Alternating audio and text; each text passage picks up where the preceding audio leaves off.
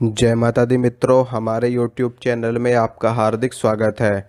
आज मैं आपको इस विषय पे जानकारी दूंगा। कई लोगों ने मुझसे कमेंट में पूछा है कि जब भी वो पूजा करते हैं या जब भी वो भजन चलाते हैं या फिर भगवान के गाने सुनते हैं, भजन भजन सुनते हैं, तो उस वक्त पे उनको ज़ोर ज़ोर से उबासियाँ आने लगती हैं और आंखों से आंसू बहने लगते हैं। और कई लोगों को इस हद तक होने लगता है कि उनका शरीर भी हिलने लगता है, वाइब्रेशन होने लगती है और सिर में भी दर्द होने लगता है, चक्कर से उनको महसूस होने लगते हैं। तो ऐसा क्यों होता है?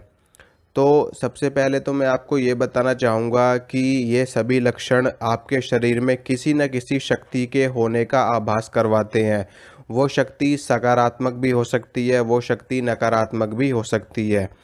सकारात्मक शक्ति के कुछ लक्षण होते हैं, वो मैं आपको बताता हूँ कि सकारात्मक शक्ति जब भी अपना कोई लक्षण हमें दिखाती है या अपना किसी भी रूप से अपना परिचय करवाती है, तो उससे हमें कष्ट नहीं होता।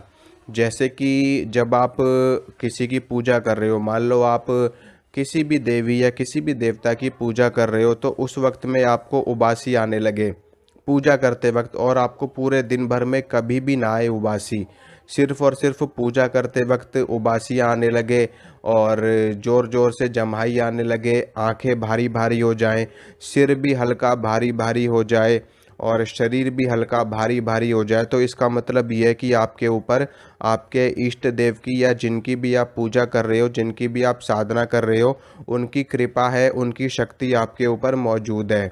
ठीक है, वो चाहे छोटे रूप में मौजूद हो चाहे बड़े रूप में हो, लेकिन उनकी शक्ति, उनका कोई भी स्वरूप, उनके दूत, उनके गण, उनकी योगिनियाँ, उनकी शक्ति, उन वो सभी आपके ऊपर मौजूद हैं। इसी कारण से आपको जब भी आप पूजा करते हो ये सारी चीज़ें आपके साथ होने लगती हैं।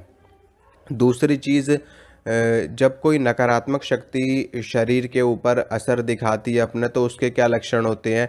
नकारात्मक शक्ति जब भी अपना असर दिखाएगी तो उसके बाद क्या होगा? अगर मान लो आपके शरीर में नकारात्मक शक्ति है, तो आपको सिर में दर्द होगा, बहुत तेज सिर में दर्द होगा, आपकी कमर में दर्द हो सकता है, आपके हाथ पैरों में दर्द हो सकता है।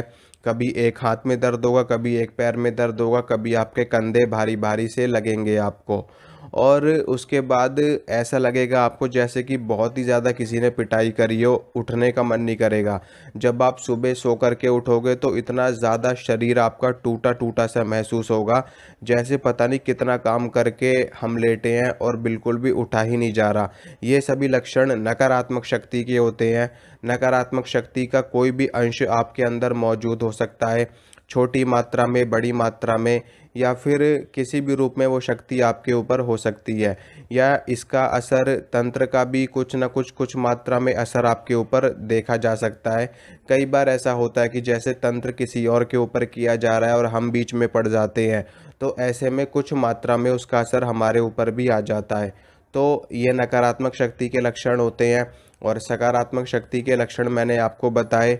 और भजन चलने पर अगर आपका सर घूमने लगे, जैसे कि आप मान लो माँ दुर्गा के भजन सुन रहे हो या माता काली के भजन सुन रहे हो या भगवान शिव शंकर के भजन सुन रहे हो, तो भजन सुनने पर भी आपको उबासी आने लगे, भजन सुनने पर भी आपके शरीर में झटके लगने लगे, भजन सुनने पर आपको चक्कर से आने लगे, आपका शरीर खेलने का मन करे, अगर ऐसी चीज़ है तो गारंटी के साथ मैं कहता हूँ आपके साथ में कोई ना कोई शक्ति चल रही है। वो शक्ति कौन सी है? वो शक्ति आपके उसी इष्ट देव की है, क्योंकि जिसकी शक्ति हमारे शरीर में मौजूद होती है, उसी के भजन सुनने पर, उसी की पूजा करने पर, उसी की साधना करने पर हमको ऐसे लक्षण फील होते हैं, अन्य किसी के नहीं होते।